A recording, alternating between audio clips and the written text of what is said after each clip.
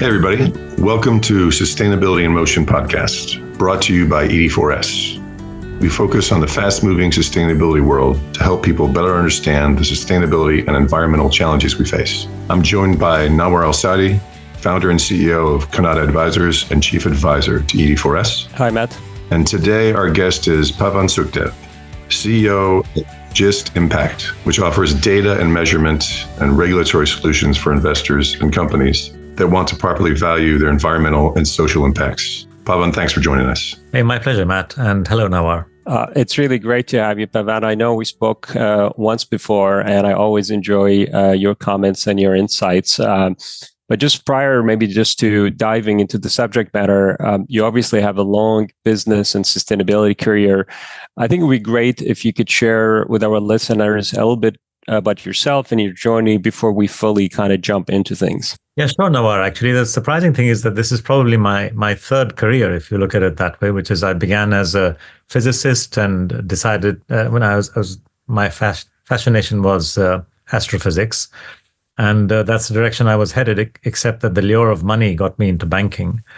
Young people make silly mistakes, and I did that.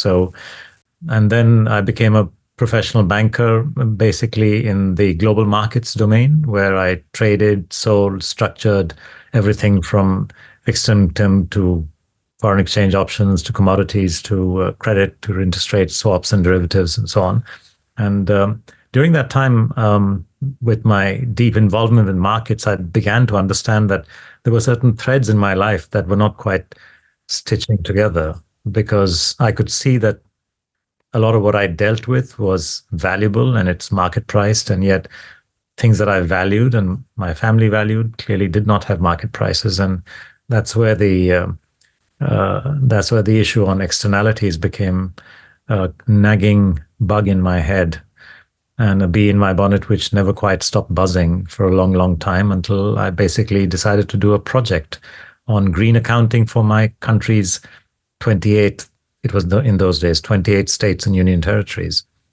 That was in 2003, 2004, and that was the beginning of a long ride, which basically was my sustainability journey, all about recognizing the invisible economics of nature and recognizing that not everything that's priced is valued, and not everything that's valued has a high price. And by the way, that is from Adam Smith. So that understanding is an ancient understanding that's been forgotten, and I've hopefully tried to bring it back, at least into the currency of the business world.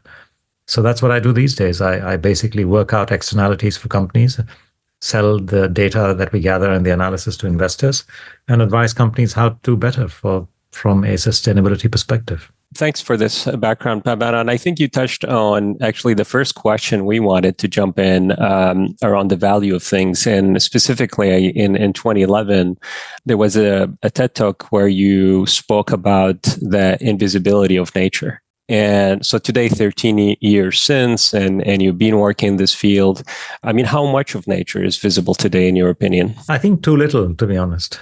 I would say that what is visible today is more conversationally visible than economically visible.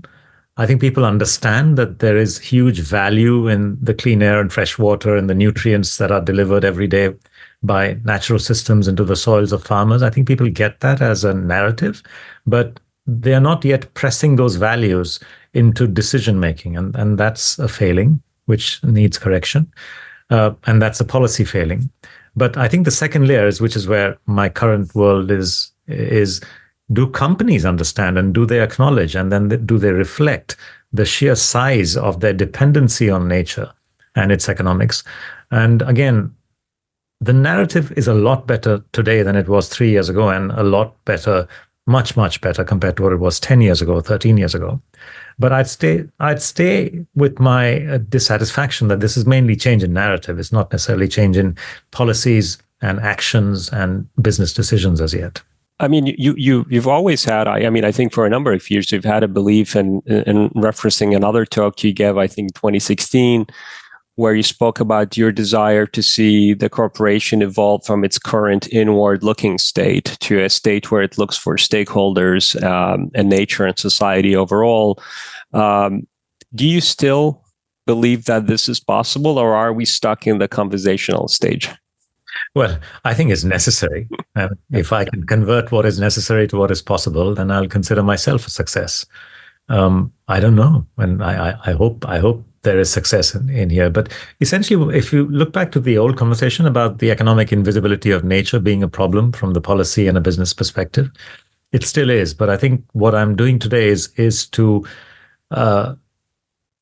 acknowledge that the biggest failing that goes alongside this economic invisibility is the misdefinition of corporate performance.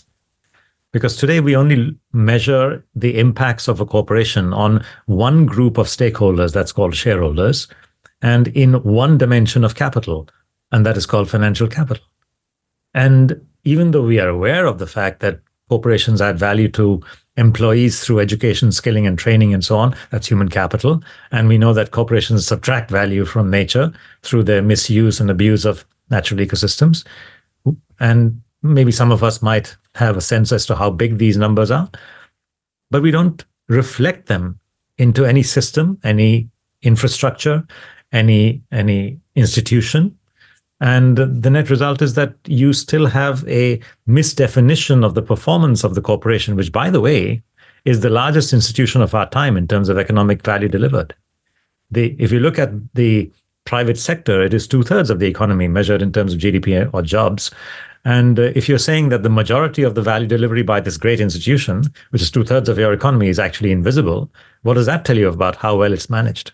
So the way that I see this challenge is that we need to work simultaneously, not just at the toolkit for value recognition and value responses, in other words, recognizing what is thus far economically invisible, but work also on the toolkit to ensure that the agent of that delivery, the agent of the economy, that is the corporation, enhances its performance metrics such that they become four-dimensional, so that they're not merely recording financial value delivered to shareholders, but also training and education value, that's human capital, delivered to their employees, but also the value subtracted in terms of the loss of nature and the loss of climate stability, which is basically natural capital, delivered to future generations, because those are the ones who will suffer from this. And last but not the least, their positive as well as negative impacts on the social fabric, in other words, on the institutions of our time, formal institutions like taxation and voting rights and law and order and so on, and informal ones like respect and inclusion and so on, and communal harmony. So these are formal and informal institutions in which corporations as big agents have a huge role to play, sometimes positive, sometimes negative, but none of that role, if played correctly or wrongly, seems to get acknowledged in any reporting system, in any accounting system, in any way in their taxation, or any way in their in the attitude of their investors towards them. In other words, their social capital impacts towards the whole of society are also economically invisible.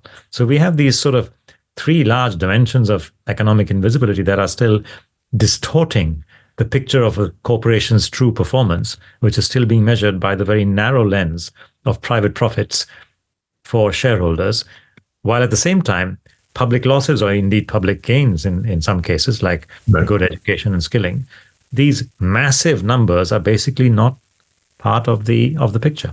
Yeah, it's my job to keep this conversation to about a half an hour. But now, after hearing what you want to say, I want to talk for about 2 or 3 hours. There's so much about what we need to, as you're talking about, what we need to measure so we can manage it, that's beyond, the GDP numbers, that's beyond what shareholders are looking for.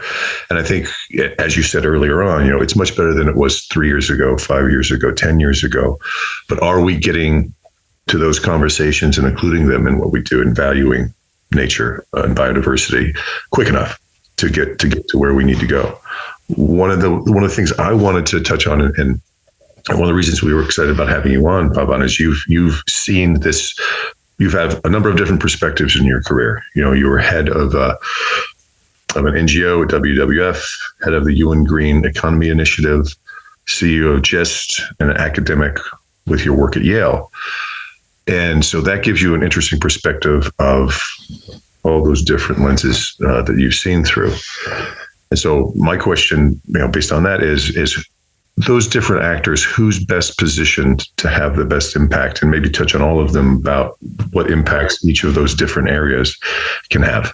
That's a great question. It's a long question, but one which deserves a good answer, because to be honest, each of the roles that you mentioned, which I've been fortunate to have had a role in as an academician, helping to frame the intellectually honest discourse around performance, corporate performance and national performance. Then as an NGO, trying to bring greater public awareness and engagement on issues which clearly do make a difference to the public, but they may not even be aware of it to a large extent. As a businessman, as a banker, someone who is involved in deciding how capital is allocated to different businesses, recognizing that actually that methodology is inadequate for social good, even though in the long run, even though it may be adequate for private profits in the shorter run, and understanding that there's a dialectic there that's playing out, not necessarily in the best way. And then last but not the least, engaging with policymakers who do have the reins at some point. Although frankly, today's policymakers tend to be more governed by the private sector than by their conscience. And that's also part of the problem. Well, I'd like to focus, Pavan, if I may, on what you're trying to do at GIST. You started GIST in 2008 to maybe render what is invisible visible. You've been developing your offering over the years. You've been trying to find that harmony between humans and nature and the business community. Is GIST where you expected it to be today, 15 years since you've launched it? And where do you plan to go from here? Well, GIST has had many avatars, if I may use that phrase or misuse that phrase. The first avatar was actually as an NGO. It was the Green Indian States Trust, and its purpose was green accounting for nations and states. And we did what we could in that context. And then as I began to understand the dynamics and the theory of change, which is that without changing the corporation, which is the engine of this economy and is driving not just the economy, but also policymakers to align their interests with those of the corporation, I realized that unless we change the way that corporations think and the way that their investors think about them, nothing will change. So I guess the natural focus of GIST also began to reflect my thinking, which is moving towards being a corporate vehicle in order to communicate better with the corporate world and addressing the challenge of what needs to change at the corporate level and then at the investor level. So these were sort of two avatars, if you like, the corporate GIST and the investor GIST, which is, I would say now we are a little bit of a combination of the two. And then maybe this is the final avatar, which is yet to come, which is the people GIST, which is once we've made decent inroads, and I think we're beginning to do that as GIST. I think we are beginning to get the traction that we have always aspired to for a global framework for impact accounting. And we have many, many collaborators along with us. So it's not just a GIST thing, it's genuinely a movement. But I think the bit that's missing there is how do we make Mr. and Mrs. Smith understand what this is all about and how it affects them? Because without this movement being successful, their lives are at risk. Their children's lives are negatively affected for sure. And they do not get the benefits of any investments that they've made in terms of social value or in terms of public goods. So, the Mr. and Mrs. Smith is the missing element out here, the people GIST, if you like. And that's still to come. But I've got a job right now. I need to ensure that the corporate and investor GIST is successful for the next stage of GIST to happen. Yeah. Well, I have a quick follow-up on that, because that's something that we talk about a lot, about how do you get to that Mr. and Mrs. Smith? How do you get into our culture?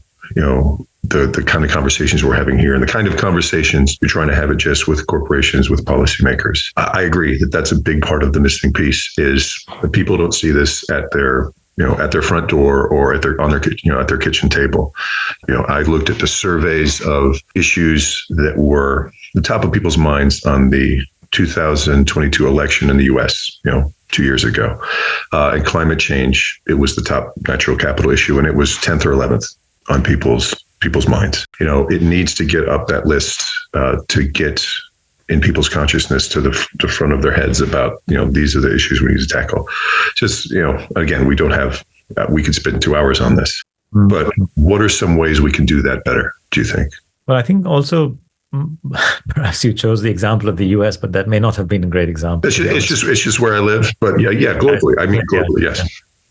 But because, the reality is, as all of us know, is that, you kind of excluding 50% of the population, roughly, plus minus, right. Because it's Republican and they almost have a sort of visceral abhorrence of the topic of addressing these issues because they somehow see them as anti-capitalist. I don't. I am a capitalist. I'm just a four-dimensional capitalist. That's all. Right. I just think in 4 dimensions and not one. And that's the basic difference between me and all my friends in the US, or many of my friends in the US. I think the way forward actually is to look at spaces and look at countries and look at cultures where there is some degree of willingness to accept that, we have a defective lens. Mm-hmm. That's definitely beginning to happen quite a lot in Europe, where not only at the policy level. I mean, if you think back on the issues that we and I personally have been trying to fix in terms of the missing lens of many capitals for national accounting, there was a conference in 2007 in Europe called Beyond GDP, a proper conference in Brussels, a massive, massive event.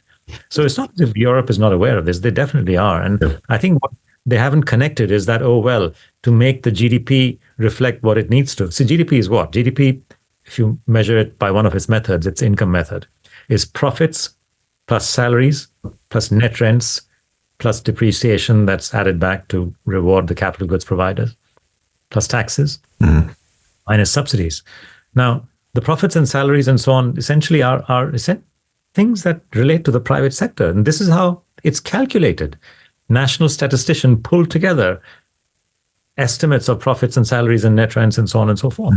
So there is a connection between this macro level and the micro level that I'm so focused on these days. And if you don't fix one, then you don't fix the other. It's as simple as that. Yeah. So I think this needs to sort of filter into consciousness. And I think that's, again, one big missing piece of that Mr. and Mrs. Smith challenge that you and I mentioned. So I think let's go with where we can, in my opinion. The theory of change is address the issues upfront as hard as possible, as fast as possible, where there is a willingness to accept. That is in Europe. There are many countries where social capital and its abuse and misuse is an issue, like in India, for instance, and let's try and address it there. There are other countries like in Brazil where clearly natural capital and its use or misuse is a big issue, and so let's address them there. Right. I don't think we'll have any one location where you can say, well, we've got it perfect out here. Right. But I think there are locations where certain aspects of that mismanagement matter more than others. And people like us who are in the space of trying to make change, or to focus our energies and attention on those change drivers in those locations. So it'll be a bit of a mix and match solution. I'm afraid it is a complex. Look, we've created a complex set of problems. Why would you imagine that there's going to be a simple solution to them? Oh, I don't. I just want a little bit of your wisdom to share with people. That's true. All right, but thank you. Moving on, we've talked a little bit about it. What the private sector and investors can do to integrate nature and nature planning into what they do. And you're doing some of the suggests, but where do they need help and support in getting to where they need to be, in your opinion? Oh, I think simplicity. I mean, look, with the best will in the world, the Europeans have created a problem for themselves. I must say this, and I'm actually meeting them in Brussels next 2 days from now. So why? Because I totally admire the effort and the thinking that's gone into the CSRD initiative. The CSRD stands for Corporate Sustainability Reporting Directive. It's actually a law that's been passed by the European Parliament. Right.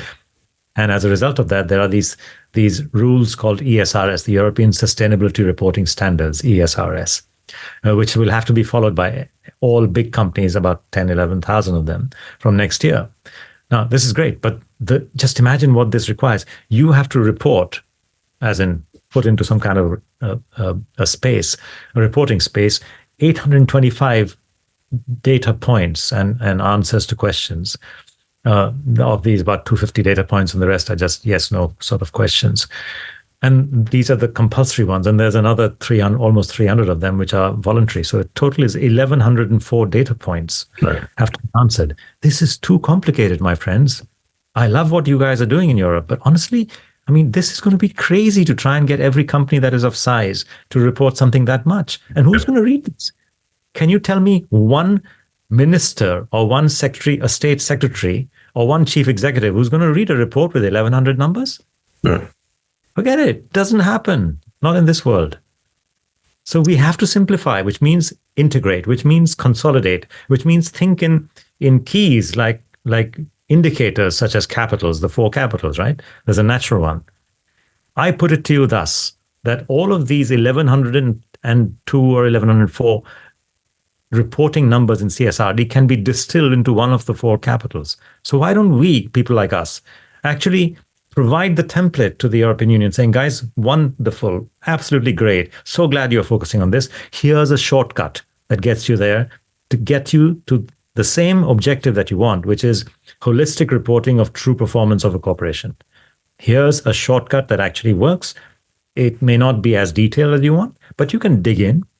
If you have a natural capital impact, you can dig in and find out how much of that was due to carbon emissions, how much was due to water usage, how much was due to biodiversity loss, how much was due to waste, how much was due to pollution, air pollution, land, sea, blah, blah. You can dig in and find out the details if that's what you want. As a regulator, you should do that every now and again.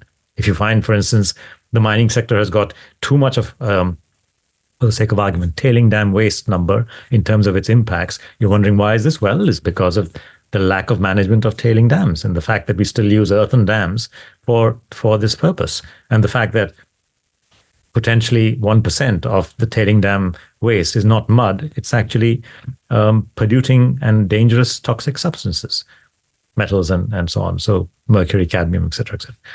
So, if you get the numbers which are in economic terms giving you the impacts on society, positive and negative, and there are positive numbers as well, you as a regulator, you as a policymaker will have a much sharper focus on what should I be worrying about. This is about materiality, my friends. People keep talking about materiality. It's an accounting concept. What is material is not a question of opinion, like, this is not about somebody's opinion. It should be like, okay, what is economically material? It's an economic concept. It's an accounting concept, actually, which applies in the world and uses the world of economics. So we should be focusing on materiality and saying, okay, we, the policymakers, need to look at what's material and negative so that we apply a brake to that. And conversely, we, the regulators and policymakers, looking at positive impacts which are material and encourage it with investment subsidies and etc. That's not happening right now because everyone is allowing themselves to define materiality however which way. That's complete nonsense. Materiality is about economic significance and not just private profits economic significance. In other words, how material is this amount of pollution to my bottom line in my company? Well, not at all, because the rules don't allow you to be punished for it. But is it material for the health of locals? You bet it is. Is it material for the quality of water in the river? Of course it is. Is it material for the nature that is dying because of what you released out there? Yes, of course.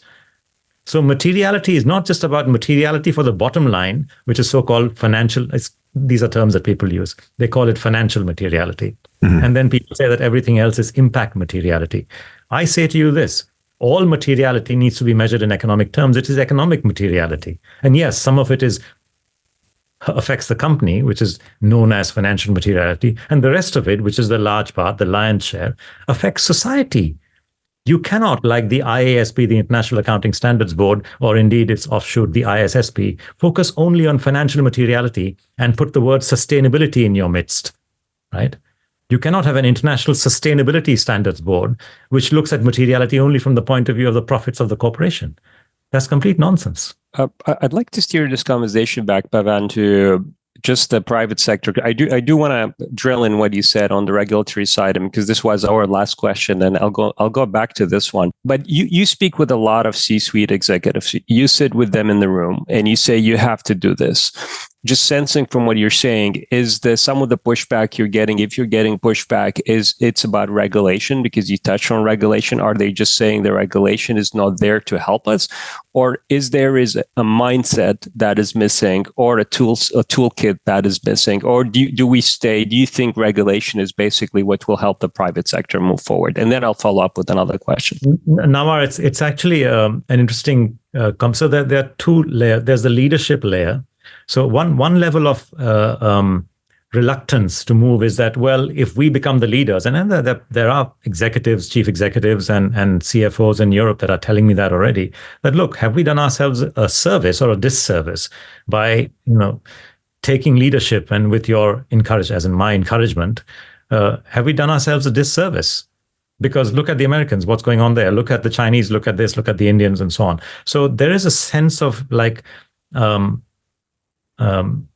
upset or irritation that the leaders are being penalized as against rewarded. So there's that level of resistance, if you like. Then there's a second layer of resistance, which is, in fact, what we need is regulation. And then the question is, which country? Because every country decides its own. And there are some accountancy regulations which may be common, but by and large, countries decide their regulation. Then you might decide, well, where does this harmonization of regulations happen? Or do we accept that some countries will move in one direction and others in the other? And then again, you have arbitrage. So this whole thing becomes an international political quagmire, which people need to navigate, and corporations are unwilling. So that's the second layer of reluctance. One is the leadership reluctance, and the other is the regulatory reluctance that is there. And there is an element of toolkit. Well, even if you did the rules, would we be able to do this? How difficult is it? I think that the toolkit level of reluctance is a lot less today than it was 3 years ago, which is a lot less than it was 10 years ago, because on the toolkit now, we have actually made progress. And this is where I credit my team and my colleagues at TEEB and in GIST, that they've done a hell of a lot of really good work reducing the toolkit reluctance. But unfortunately, the other two reluctances are still around. All right, staying with one of that reluctances, the regulatory side. You spoke about the prescriptive nature of European regulation, and Europe has always been more prescriptive compared to the US when it comes to securities market and kind of regulating corporate conduct.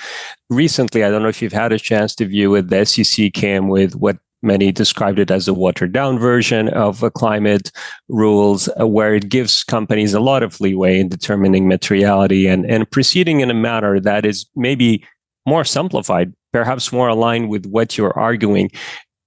If you were to look at the world today, do you see a jurisdiction, whether it's the United States or somewhere else, where you think they're getting it right in terms of just dosing the regulation enough to give companies maybe the incentive, but also the agency to manage this the proper way, or you haven't seen a regulatory framework that you like yet? I've seen pieces of regulatory framework, not I would say the entirety. So I'd say that the Swiss framework, for instance, on the sort of sustainability side is actually quite strong in terms of rules and regulations about what you can and cannot do, both at the individual level and at the corporate level.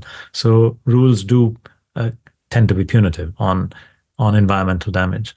I've seen that in terms of at least in principle, acknowledging that social value can and should be created by the private sector. The Indian regulation, the so-called 2% CSR rule. Now, yes, I know there are critics, and I have been critical as well, as to what qualifies under the 2% CSR, not necessarily. But the point is that framework was really good, that it encouraged companies to recognize that 2% of their profits over the last 3 years should be dedicated to social causes.